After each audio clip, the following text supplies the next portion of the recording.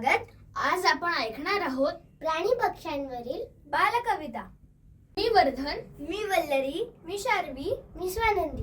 ए वल्लरी, झाली का तुझी कविता लिहून? कोणती कविता? कसली कविता? अगं सराने प्रोजेक्ट दिलाय की. अगं मुंगीराणी विषय दिलाय, विसरलीस का? ओ ती होय, ती कधीच लिहून झाली. माझी पण झाली. येस, माझी पण झाली. ए अगं, पण माझी नाही झाली. मला तर काही सुचतच नाहीये. मला तर प्राण्या पक्ष्यांवरच्या कविता म्हटलं की एकच कविता आठवते, चिवताई चिवताई दार उघड. ए पण हल्ली चिमण्या दिसतातच कुठे? त्यांची प्रजाती नष्ट होत चालली आहे ना. हो ना, आणि शहरात तर पारव्यांचं आणि कबुतरांचं साम्राज्य वाढतंय. ए आपण ग्रंथालयात वाचलेली ती कविता आठवते का? चिमणी आणि पारव्यांवरची. ए हो. सारीकडे धुके ग, सारे पक्षी मुके ग. एक चिमणी चिवचिवली, चोच तिची शिवशिवली. उठा उठा भुर्र जाऊ, गोड गोड गाणे गाऊ. चिमण्या सगळ्या उठल्या ग, चिवचिव करीत सुटल्या ग. चिमण्या धुके प्याल्या ग, पारवे होऊन गेल्या ग. धुके दिसेना कणभर, पारवे झाले शहरभर.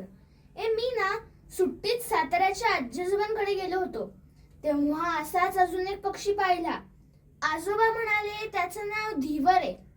मी वाचले याबद्दल. अरे त्याला खंड्या पक्षी पण म्हणतात.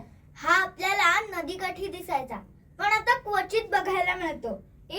मला याची एक कविता पण माहितीये, चला वाचूया. तळ्याकाठी गाती लाटा, लाटांमध्ये उभे झाड. झाडावर धीवराची हाले चोच लाल जाड. शुभ्र छाती पिंगे पोट, जसा चाफा यावा फुली. पंख जणू थंडीमध्ये, बंडी घाले अंसुली. जांभळाचे तुझे डोळे, तुझी बोटे जास्वंदीची, आणि छोटी अखेरची पिसे जवस फुलांची. गड्या पाखरा, तू असा सारा देखणा रे कसा. पाण्यावर उडताना नको मारू मात्र मासा. अजून एक असा पक्षी आहे जो हल्ली दिसतच नाही, ती म्हणजे आपली चंचल पाकोळी. ऐका तिची ही सुंदर कविता. सदा पंखांवर झुलते ऐसी, कैसी टोळी नेती पाकोळी. निळ्या नभीच्या आकाशाची, वायू लहरींवरील मासोळी. भिरभिर कलकल कलाट करते, आहे वेडी का ती खुळी. स्वच्छंदी अंतरात खेळते, पाकोळी बघ मन मोकळी. तरंगे वाऱ्यावर स्वार होऊनी, गात उंच स्वरातल्या ओळी.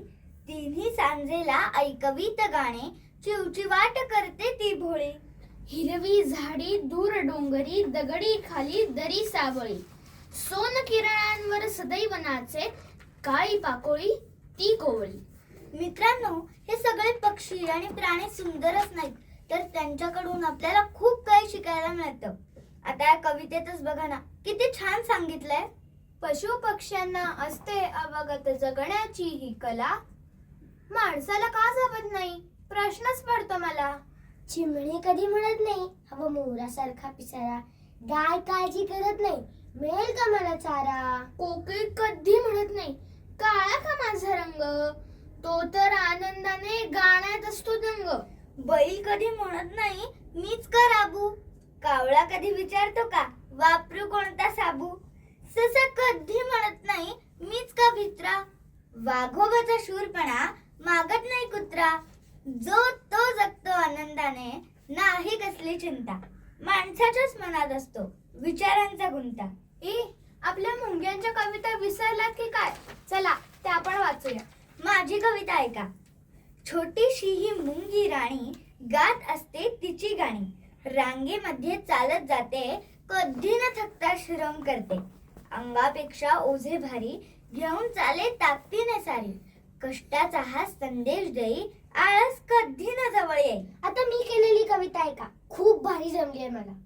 मुंगी ताई नेहमी धावपळ करत असतेस. साखर आणि अन्नाचे कण सारखी शोधत असतेस. राणी मुंगीची सेवा करून दमत नाहीस का? राणी मुंगी तुला कधीच सुट्टी देत नाही का? किती जास्त करतेस तू श्रम. एकदा तरी बदल ग तुझा रोजचा दिनक्रम. आता माझा नंबर. चिमुकलीशी मुंगी राणी, चालते रांगेत गाते गाणी. कधीच ती थांबत नाही, आळस तिच्यात मुळीच नाही. कोणाशी ती भांडत नाही, एकटी कधीच राहत नाही. मुंगी सारखी शिस्त शिकूया, आपण नेहमी पुढे जाऊया. हे काय मस्त झाल्या तुमच्या कविता. आता घरी जाऊन मी पण नक्की लिहितो.